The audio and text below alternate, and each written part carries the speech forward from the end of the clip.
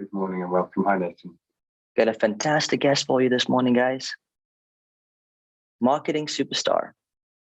Da, da, da. No pressure, Carrie, no pressure. I know, yeah. You know? I'm trying to pick myself up energy-wise on a Friday morning. There you go. Exactly. Well, it is early, but you know, it's a great start to the weekend for everybody. Absolutely. Matt, lovely to see you on. Good chatting with you earlier this week. Where's everyone coming in from? Where are we in the world? Just wait a little bit longer and still people joining, so we'll just wait a second and then get started. Sounds good. Hey, Bethany. Anuj, welcome back.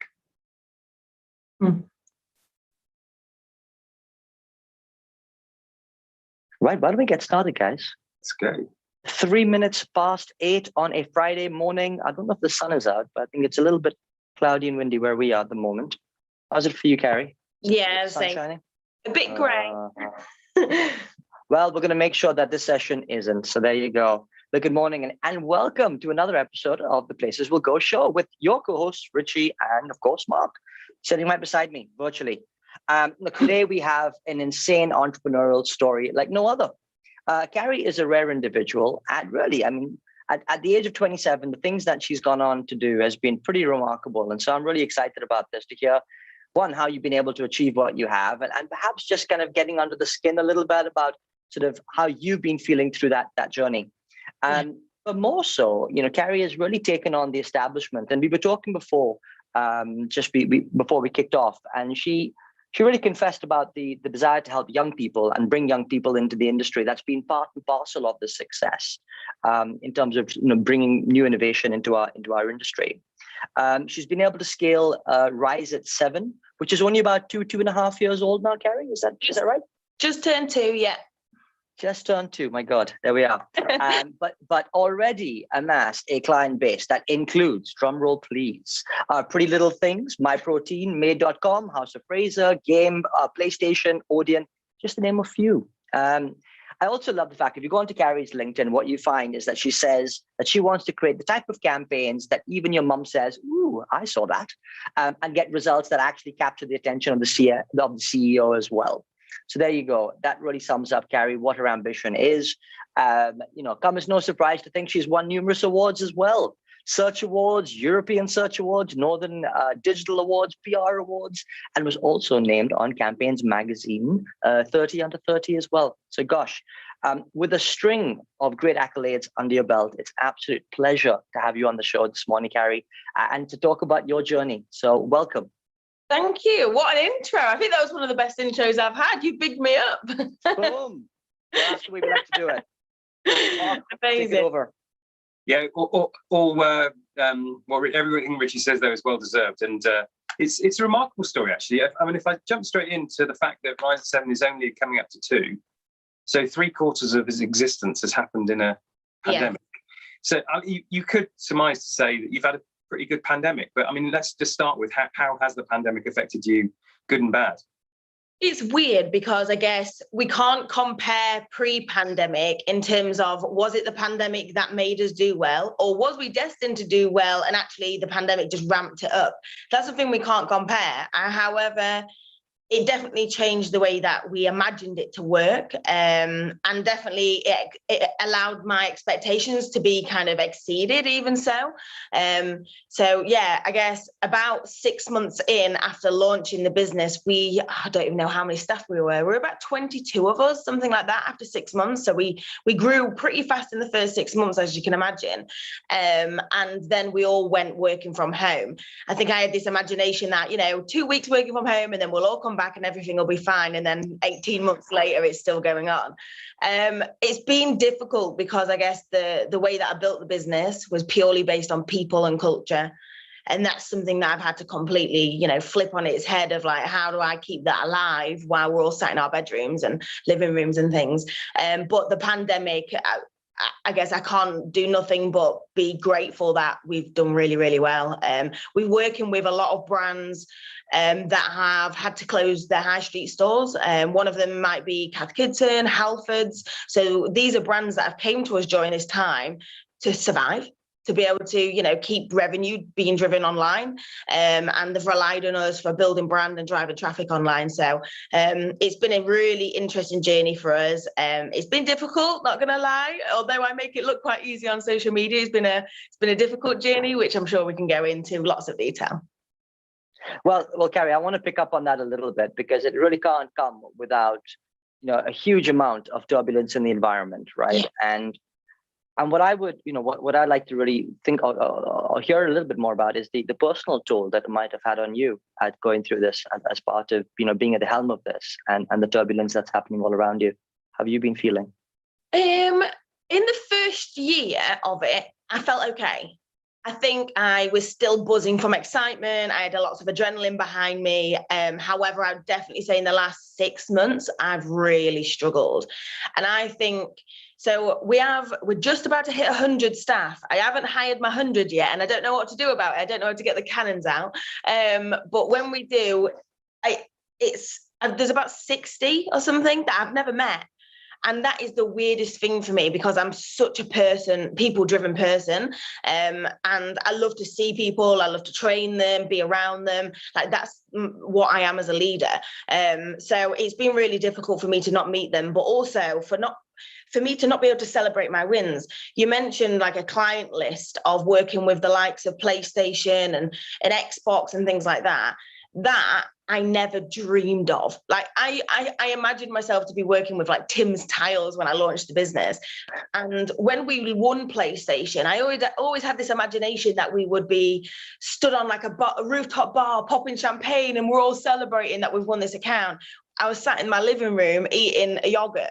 Like, I remember the moment I was just sat there like, yay, we've won PlayStation. It didn't have the same effect. So when we lost because the pandemic just kind of amplified that feeling of being on your own and isolated. But when we won, we didn't feel like a winner at the same time. So it's been really difficult to kind of pick myself up during a time of doing really well and feeling like a winner, if that makes sense. Yeah, it does completely. I mean, it's actually, just first off, no pressure on your 100th employee, right? I mean, yeah, good luck to them. But no, I mean that is, I think, true that it's harder to celebrate. We're gonna have to learn to celebrate again. Yeah. But so through those tricky times, you know, how do you pick yourself up and crack on? To be honest, I struggled with finding what that is. I struggled finding how I can pick that up. I think I always had this, very similar to the Olympics right now. They're all looking for that gold medal at the end of the Olympics, and they're all waiting for that big win. I think I always have this feeling like it's coming. That feeling of winning is coming, even though I've won for the last 2 years. So I think I've got this expectation that this big kind of, I don't know, band will come through one day and loads of money will fly from the ceiling, and you know, I've got this imagination that one day I'm going to feel like a winner. And I guess the best way for me to do that is I've started to get out more. I took about 8 of my staff recently to a big kind of Airbnb, and I had a hot tub and things like that, and we just celebrated. We just had some fun, and I needed that for me. I needed to get around people that I've built this with, for us to celebrate, for us to reflect. So we've been doing a lot of reflection and feeling that moment again, and actually trying to replace that feeling. So yeah, I feel like I've been a bit jealous of other agencies that have maybe built something amazing in the last 10 years and been able to celebrate it and feel successful as a CEO and a founder. I've been looking at, you know, this sounds awful, but Instagram pictures of people that have built businesses and they're doing really well, and they've been able to celebrate with their families. And I just haven't had that. And that sounds like such a rich problem to have, you know, but it has been difficult, and it does demotivate you. So I went for maybe a 3-month stage around kind of March time where I felt really low about it, but I think it was just the pandemic. It was just for everybody. So I've been starting to feel much better now that we can get out and celebrate. Now that we go for meals, we've booked a big summer party that's up next Thursday. So that's the first time I'm going to meet all my staff. So that'll be fun. Amazing. Yeah, that sounds great, Carrie. And I too, by the way, I'm looking forward to the money floating down from the ceiling. So you know, that's gonna be an amazing moment, right? I have this vision. I suspect for me, it's probably more like monopoly money, but you never know. You never know. But I mean, look, I want to pick up on it is actually very, very difficult to scale an agency. And I think you alluded to the fact that, you're kind of making it look really easy on social media. But, tell us a few tricks of the trade. I mean, how did you go about doing it that actually led to this, led to the momentum and the scale that you've achieved? Of course. Couple of things that we did in the early days. So basically, when I launched Rise at 7, there was just two of us, myself and a co-founder called Ken Wright. And we rented some desks off a design agency in Sheffield. We paid about 300 quid to rent two of their desks in a corner somewhere. And we didn't have anything. We didn't have no money. We had one client and they paid us around $2,000. So that's not enough to cover, both of our salaries or any salary really. So we was kind of winging it at the beginning. But because we was renting this office, the first thing I did is I got a camera and I videoed all of their office and pretended it was ours. I made myself look so much bigger than we were. And people was like, wow, have you seen, they've got a bar. We didn't have a bar. We just literally sat in the corner of like two little desks. We got a couple of industry friends to come to pitches with us and pretend that they were staff. But we admitted in the pitch. So one thing that people ask me quite a lot is, the days that you went and won Missguided, I took two industry friends with me and pretended that they were staff. And I told Missguided, listen, they don't work for me, but they will do if I win this pitch. And Missguided loved it. They loved the brash, the boldness, and they were, it was a PR director and then a PR exec, basically. So yeah, there's a whole fake it till you make it kind of mentality. And I kind of got that from this friend of mine. So a friend of mine is a DJ and he once got a big gig down in London and he got all of his friends to come down, like this is massive for him. And he was like, come on, let's get a videographer to video this moment. It's going to be cool on Instagram, on YouTube. He turned up and there was about 5 people there and he was gutted. But he did a video and if you watch it on his YouTube, it looked packed. And he said, CEOs and creatives, the reason that they do well is because they use what they've got. They use what they've got to basically market themselves. And that's what I thought about. I thought, okay, well, what have I got in front of me right now? And I had an office space that weren't mine, but I could make it look like it. I had friends that I could use. So I used what I got as a creative. And now obviously I hired them and I have got a nice office. So yeah, there was some of the things that I did in the early days. I love it. It's the cunning plan. This expression, use what you've got. Yeah. I want to relate that to you personally. What is it about you? What do you think you've got that has catapulted you? Oh, good question. That's interesting. Lots of enthusiasm constantly. I have this rawness about me that I came from nothing. I was, brought up in a, council estate. I lost my dad when I was 15. I have this rawness about me to kind of figure it out. And that creates followers in a way. So a lot of my staff are working with me to build this because they know I've never done this before. So they have a lot more kind of a better relationship with me. They trust me. They identify with me. And so we kind of work it out together. So I think that's a good thing that I am a young CEO and that I've never ran a business before because they have a lot of respect for that. And they don't look at me as like the person that thinks they know it all because I don't know it all. We're all figuring it out together. So I think that's really kind of the rawness of what I bring to this company. And now, even I've transformed over the last 2 years. One of our data guys, he did an interview recently and he said, what's changed about Rise at 7 in the last 2 years? Surely things have changed. He said, do you know what the biggest change has been? He said, Carrie. He was like, honest to God, she's transformed. And yeah, I guess in the early days, I believed I could do it. I have lots of self-belief. That was my dad, he drilled it into me. So yeah, I put a lot of that self-belief and confidence into my staff as well. Okay. Carrie, I'm going to ask you a potentially controversial question. Do you see age as an advantage or a disadvantage as being a female CEO? Massive advantage. And the reason that I say that, so I did a webinar kind of thing similar to this about a year ago, and the guy that was hosting it, he kind of attacked me in a way, like he was picking apart the business. I think he was trying to find something wrong with us in a way, and he was saying, you hire a lot of kids, and it came across really offensive. And I didn't really know how to handle that. And there was a bit of a break, and I spoke to my co-founder. I said, how do I react to that? Like, what do I say? And he said, tell him that's one of the best advantages we have in this industry. And so I guess I believe that when we launched Rise at 7, the industry as a whole was becoming old with the age of the people. So that sounds really offensive and weird to say, but what I mean by that is because there was so many kind of really experienced people building this agency, and there was not many young people coming into it, we didn't change. The industry didn't change. Nobody came in and changed the way that we did things or disrupted it or anything like that, and brought a fresh new way of thinking. And that's why I see young people. So like we have everything from TikTok makers that are producing content to drive search. And we're working with creatives, young creatives that do design to create content on social media to drive search. So I see these young people as a massive advantage in our industry, that are fresh thinkers, innovators. They like to try, and they don't mind in failing. I found that about a lot of young people, and they have a lot of confidence in trying new things as well. So yeah, I definitely see it as one of our advantages.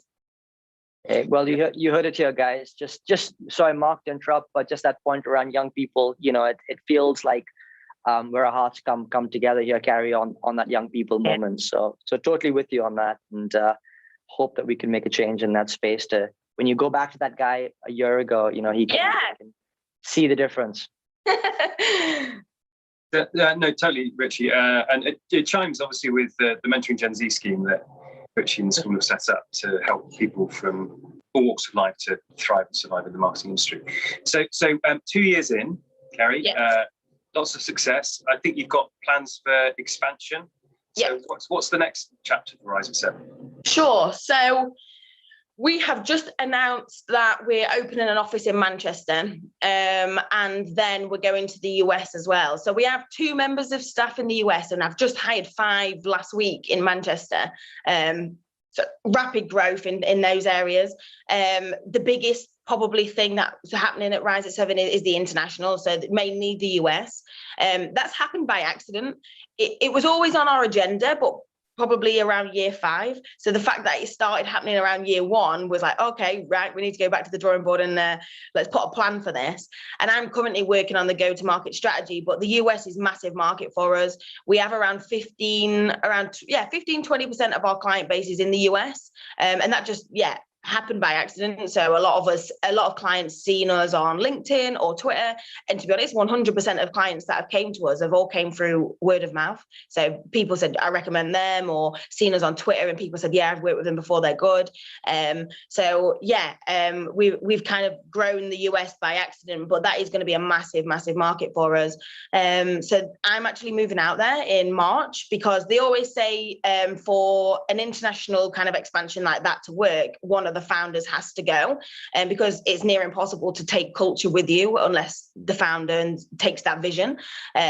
So I basically volunteered and said, do you know what, I'll take one for the team. I'll go over. My plan is to go for about a year, 2 years, build it up, get the senior staff in to help me run this, and see where I go from there, really. Well, what an adventure you're about to embark on in that sense.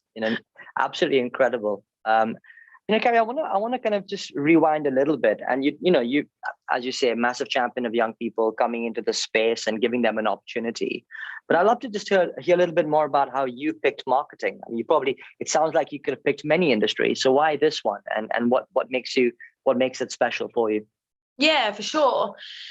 Well, I was talking to someone about this the other day. They was like, where is it that you started in marketing? I was a really good storyteller. So I guess I'm the person at the parties like, oh my God, let me tell you this story. Like, I'm really good at just telling stories, but I also loved writing poems, taking photography. When I was a kid, I was just very creative. So I guess I took that storytelling in every role that I've had. I actually, one of my first jobs was you know, when Google 360 launched, where it's like the 360 cameras, I basically met a guy in a train once and got a job at Google. It was really crazy. That was just from talking to people on trains, definitely. Well, I wouldn't advise talking to strangers, but sometimes opportunities come about. But one of my first jobs was that. And I basically used Google 360 videos to tell stories about small businesses. And it was something I was really passionate about. I really loved it. And then I went into an agency called Sticky Eyes, where I worked in the content team and the PR team, creating stories for that. I was at university and I did a lot of like video and animation. So I used creative ways to tell stories. So I think that's why marketing has always been perfect for me, because I genuinely believe marketing is storytelling. I think it's creating content and with stories behind it. So yeah, I think marketing is such an amazing industry to be in right now. I love it. I think it's very rewarding. It changes a lot as well, and I love change. So I knew that it fits my personality best. Yeah, there's such a distilled and purifying way of looking at marketing in terms of storytelling. Mm-hmm. You mentioned, just going to the US, you mentioned about sort of basically taking the culture with you. Yeah, I think that's such a good point. How do you kind of frame culture? Do you have a framework, or how do you define and reflect culture? Yeah, I guess that's something I'm going through right now.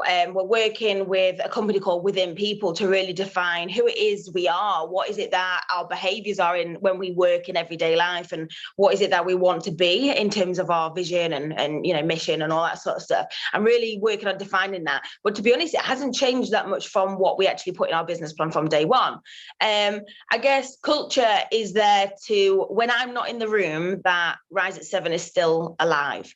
It's still there being creative, it's fast-paced, there's innovation, etc. And I guess a core part of probably our culture is all around freedom. The company I used to work at, admittedly, I'm quite transparent about this, I feel like it was quite a good company to be at in terms of giving opportunities, definitely. I progressed real quick there. But in terms of my personal freedom to kind of do what I want or pitch ideas and things like that, I got told no quite a lot. And I basically launched Rise at 7. That's the one thing that I won't ever do or ever be. I'm not a yes person, but I'm a fuck it, why not person. And what I mean by that is we'll try it, and if it doesn't work, then we'll try something else. So yeah, I kind of built that culture around a lot of creative freedom, empowering people, young people, to kind of try things and fail, being able to move at speed by, you know, being confident, building confidence in people. So the idea is that I'm going to try build that out now. So there's lots of things that we're doing, from small behaviors, our values. We only hire people that tick a certain checkbox. For an example, there's 3 things that we look for, and if they don't tick all of them, they don't get in. We're quite strict with that, but that means that we're all aligned and following the same mission, and that they do fit in at Rise. I tell you what a lovely philosophy to have, right? Effort and do it and see what happens. There you go. I do completely agree with you around the freedom aspect and the empowerment element, because that's the only way to really spark creativity.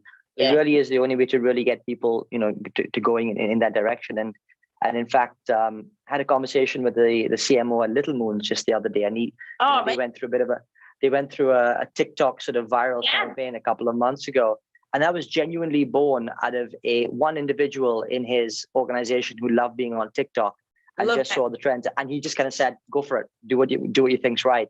And that's what led to the success. So completely agree. I've got a question here that I'm going to ask. It's from Chirag, who works at Mars and heads up the chewing gum division. So he asks, can Carrie summarize her search model, given the agency's expertise? It's a bit of technical mastering. Here we go. So try to summarize it in a quick minute. So when I've worked in SEO for the past 8 years, and there has always been agencies that are very good at technical, very good at creative, but not necessarily good at both.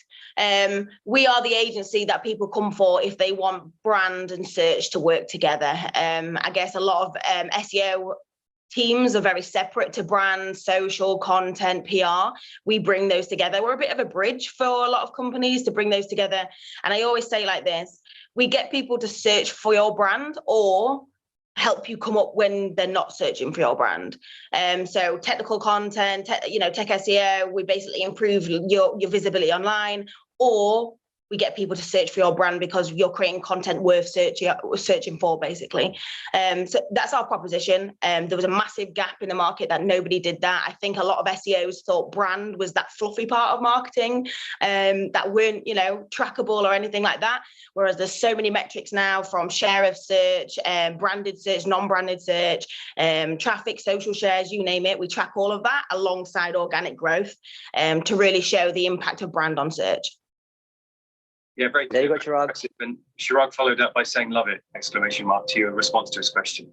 I guess also, Carrie, you practice what you preach because you vlog yourself. Tell us a little bit about your personal branding. Yeah, of course. So personal branding was probably the most successful part of Rise at 7 from the early days all the way up to now.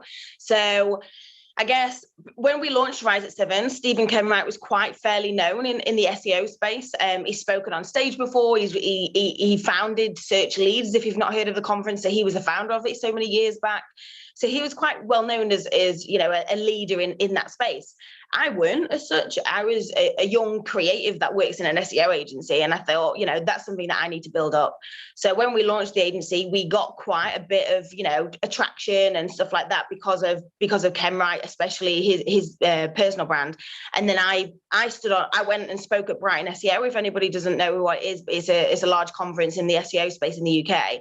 And I stood on stage and I basically shown, I think there was about 1,000 people in the audience, exactly how I did what I did. So I basically screenshotted the process step by step of how I deliver digital PR, link building, content marketing to drive search.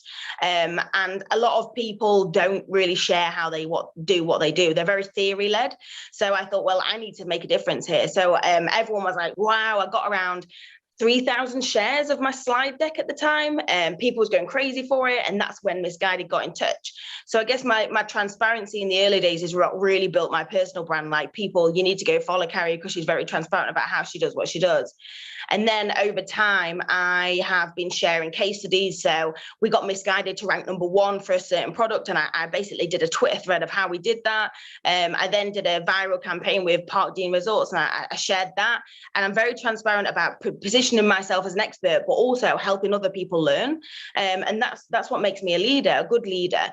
And I decided actually that video was a huge part of, something that I follow. I follow a lot of YouTube channels. And I was like, maybe I should vlog this. Maybe I should vlog the whole journey, not only of me running a business, but behind the scenes of campaigns, showing, how we came up with ideas, how we pull data, when it goes wrong, what we do to fix it. So yeah, I've launched my own vlog. It's been going for about 7 months now. I have about 2,000 followers, subscribers, and it's going really well. And essentially, the reason that it's going really well is because not only does it drive new business, we actually have a lot of clients say, hey, we watched The Source, really want to work with you. So we won Boohoo about 2 weeks ago, and they was like, we watched The Source and we love what you do. And I was like, what, you watched The Source? Like, my YouTube channel? That's crazy. So yeah, it's really good for driving leads, but it's massive for driving talent.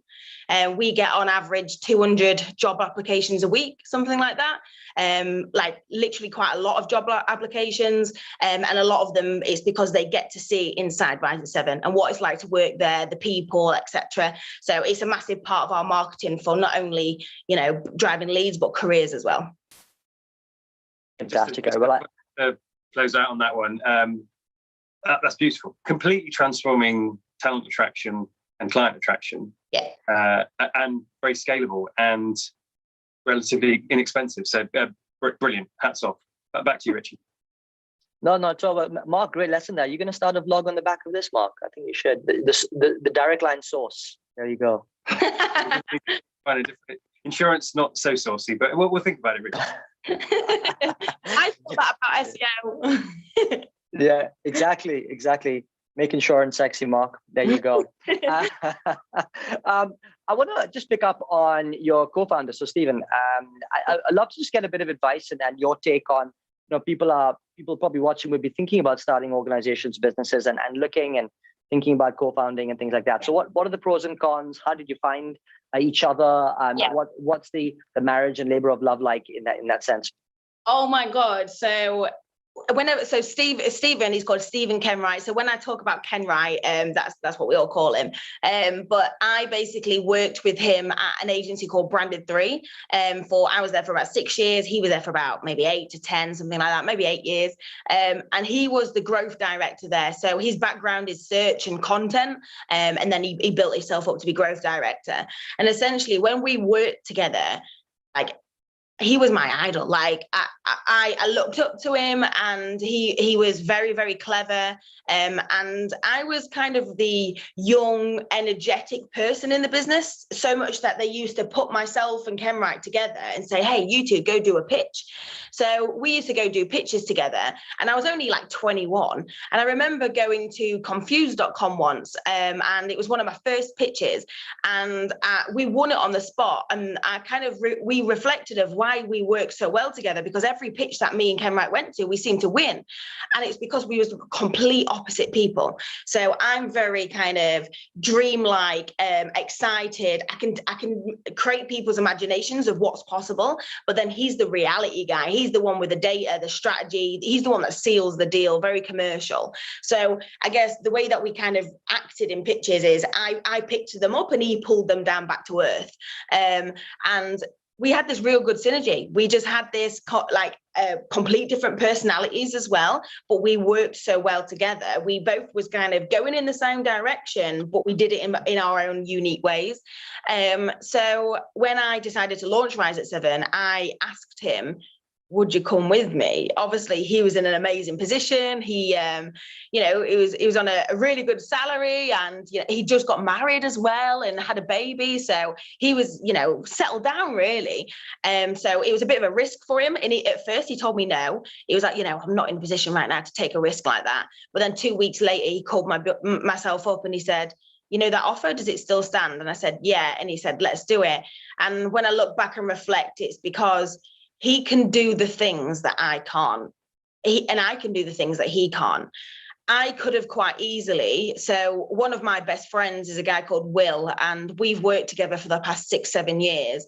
And if you put us side by side, we're very similar. I could have easily started the business with him because I would have had a good time. We're very similar at, what we do and how we do it. But I knew that if I partnered with him as a business, he couldn't do the things I couldn't. So, I knew that challenges would come in. I knew that, one day there's going to be a question that I can't answer.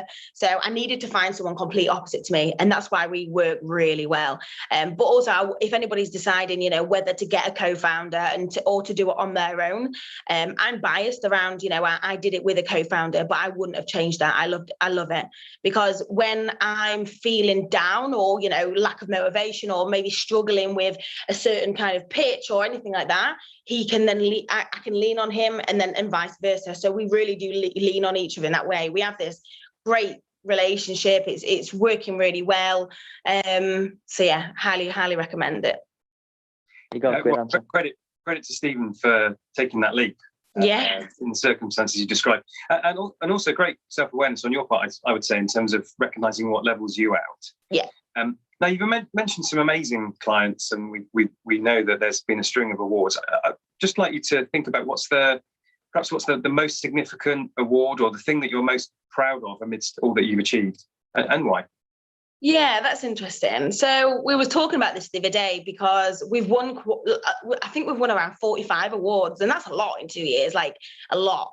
And the ones that I could have won quite easily was the Search Awards. They're the ones that are quite easy to win in terms of, I've worked in SEO for 8 years. I know how to win an SEO award, if that makes sense. Whereas the ones that I really wanted to tap into, was the creative and social media and content marketing side. I didn't want to be seen as an SEO agency. And in fact, about 6 months after we launched, I changed myself from SEO agency to search first creative agency, because actually we're a creative agency that does everything for search. So I changed the way that we kind of looked, but my mission was, right now I need the SEO industry know who we are, but now I need creative and social and content marketing industry to go, oh, who are these guys? This Rise at 7 tapping into our space. So yeah, we won best large content marketing agency in the world or something. Yeah, the Global Content Marketing Awards, we won that last year. And about 2 months ago, we won best social agency as well. And I worked in an SEO agency before called Branded 3, and they tried tapping into that space, so creative and social especially, and they tried it for about 4 years and it never took off. So the fact that we also won Best Social after 2 years is incredible for me, like being able to tap into those other spaces as well. Carrie, it sounds fabulous, and I love the thought about, kind of not sitting in your own space, right? Yeah. Being able to kind of move out and trying to take over a wider territory. And I think that's also part of the success. Yeah. Got a question coming in from Matt from TSP, who asks, what led you to want to go solo and create your agency? And I've got a bit of a tag on the end, which is, why did you call it Rise at 7? What's the story behind that? Yeah, of course.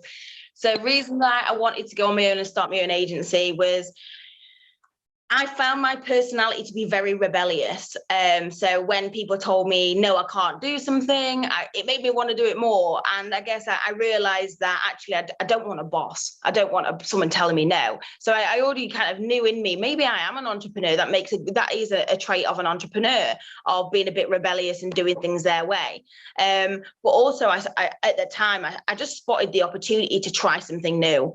I felt that the 3 agencies that I've worked in the past, they weren't ready or up for change. So when I launched Rise at 7, I created basically, the reason that we're here is to give confidence to people to do things differently. That's my staff, but also brands as well. So yeah, that's why I kind of went off solo. But also I was doing freelance at the same time. So I was doing freelance alongside Branded 3, and I ended up earning more money doing freelance than at my own company. And that's always a good sign to go start on your own, basically.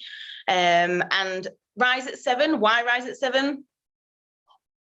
When I was at Branded 3, I loved my job. I got up, when my alarm went off, or I kind of woke up with the sun at 6:30, and the first thing I'd do is pick up my phone and look at, organic performance of my clients, or I'd look at how viral we're going on, in the news, or a campaign that we're doing on social. So it's the first thing I did is picked up my phone to find out, what's going on at work. I loved my job. I was addicted to it. I treated Branded 3 like it was my own, even though I was a campaign strategist, basically. So I kind of wanted to give that essence of getting up in the morning and loving your job, but also being the first to do it. So when we launched Rise at 7, we was the first to pull SEO and search into the creative side. And in everything we do, I've tried to instill that there's a power of being the first. So, early bird catches the worm kind of thing. Rise at 7 was born out of that feeling of getting up in the morning, loving our jobs, and being the first on the scene to do something. Awesome. Very, very inspiring. And you are a force of nature. You mentioned the word rebellious. I just want to know if your rebellious nature has ever got you into spot of bother. Yes. It did. So I'll tell you a bit of a story. So I was working with Labrox one year, about 4 years ago, something like that. And I had this idea to create a reactive stunt. I don't know if you saw this billboard years ago. It was, Are You Beach Body Ready? Where it had basically like girls in a bikini. Yeah, it got banned and things like that. Essentially, at the same time that was being talked about in the press, it was the general election when it was Ed Miliband versus David Cameron. So we was at Labrox, we was doing odds on, who's going to be our next prime minister. So I thought, one thing I'm really good at is basically putting brands at the center of trending topics.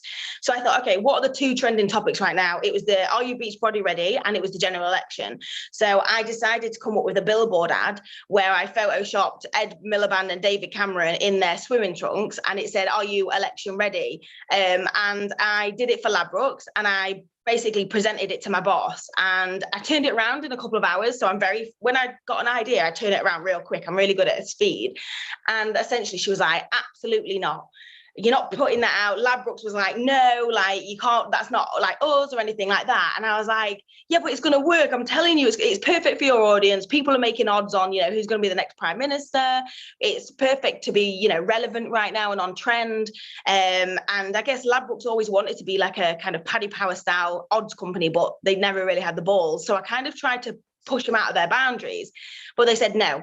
So I decided to take Labrox logo off, and I put Carrie Rose PR at the bottom of it instead, and I tweeted it out. It went viral. I was on the Mirror, I got on Sky News, I was on Independent, you name it. And yeah, I got a warning for that one, but I kind of I did. You were right. Yeah, I was right. And I think I am one of them a bit. I like to prove people wrong, but when I really know something will work, I've done it before as well. So there was a campaign idea that I had, and my boss said no, it wouldn't work, and it ended up going viral at the time, and I won some awards for it. So yeah, that's the sort of thing that I've never really done it where it's actually failed though. That's one thing. So luckily I'm good at my job. Hey, that sounds good, Carrie. Carrie, we've got too many questions coming in hard and fast. So guys, we may not get through them all, but I'm actually going to pick up. So Richard, possibly around disappointing, sort of coping with disappointment. A little bit will come on to that. And then Chirag also is asking around how did you manage freelancing whilst working too? So sort of that sort of balance between them. So let's try and take them in tandem. So maybe first one around how did you manage freelancing while working? And then how do you cope with disappointment? Yeah, for sure. I guess managing freelance whilst working, to be honest, I worked late, long hours. That was my transparency. I worked every lunch hour I was working, doing my freelance. But then it got to a point where it was growing so big that I actually so I mentioned Will before as a guy that I've worked with for the past 7 years. I actually ended up saying, hey, do you want to go halves on this? Like, we'll do half the work each and we'll halve the money basically. So I ended up kind of getting help in with friends that I trusted. So yeah, it was long hours and I worked weekends and things like that. But luckily in our space, especially from PR and things like that and search, it's not necessarily time restricted. You can schedule things, and I could schedule emails to go out on a Monday, even though I'm sat doing my other job. So I guess I worked very strategically in that way. I like it. And coping with disappointment. Coping with disappointment, I think you have to be transparent about it. So we lost a £500,000 account about 3 months ago. And to be honest, it was best to go separate ways. I don't think they fit what we were about in the end.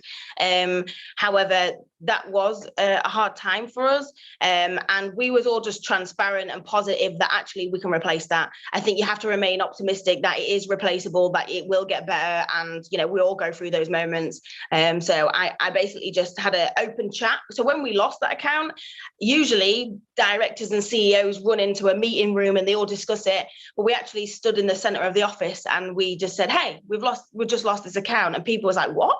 They loved that transparency of, yeah, it's okay, we'll fix it, like we're in this together. We're no finger pointing. Don't panic, definitely don't panic. Don't show any signs of that, because then it makes other people panic. So yeah, calmness and optimism and positivity it goes a long way. Yeah, brilliant. That's such a great way to end, because unfortunately the time has gone. It's gone in a flash. You've try talking fast. No, it's. I mean, you've like in your career in life, we've certainly packed it in, and I know there'll be lots of great lessons for people watching and on playback. I'm going to do a bit of a recap just in terms of what I think I've heard to summarise your thoughts now, Carrie. So, you talked about use what you've got. I thought that was a lovely expression. In your case, you talked about enthusiasm, rawness, and self-belief, but that's such a good message for all of us. Use what we've got in front of us. You mentioned the cultures when you're not in the room. I think that's quite a nice phrase, and that led into you to say you're a lot about energy and fuck it, why not? And again, that sort of positive energy, enthusiasm vibe is great.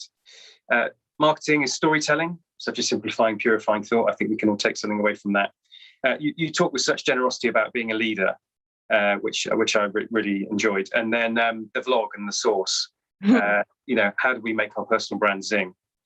Love your rebellious nature. Great stories around where you have lived that expression of fuck it, why not? And then just to end there, I mean, in terms of we all have disappointments. That's the whole point of this show, really, is that we can all recover from setbacks. And a lovely way of dealing with it, being open, being transparent, staying calm, being in it together. So the next time that anybody's watching in has that disappointment, some great lessons there. So I just have to say a big thank you, Carrie. I know it will have gone down brilliantly with our audience. You've been very generous with your time and energy, and loved having you on the show. Thank you so much. Carrie, I just, Mark, you've summarized things beautifully there. I just really want to say that, you really are an inspiration to the next generation coming through. And it really just shows the power of what you can do when you put your mind to something. And what you certainly do really well is, on the one hand, celebrate the success, but actually what's probably more admirable is the transparency that you have when it comes to some of the things that don't go so well. And I think that's so important because, most people never get to see that. So it's just great that you're one person in championing that transparency and authenticity. So thank you for that. So thank you. Pleasure to be on the show as well. So really just a very last comment. Anuj says, wow, thought for Friday. Okay, let's do it. Yes. There you go. Guys, before we close for today, as you know, we're here every Friday, 8 a.m. Next week, we've got another stellar guest. We've got Richard Walker, who's the MD of Iceland, who's coming on the show. So it's going to be a fantastic session. He's also a best-selling author. He just created a book called The Green Grocer. So they're trying to do something remarkably different at Iceland. And I'm sure we're going to hear about that next week. So tune in, same time, same place.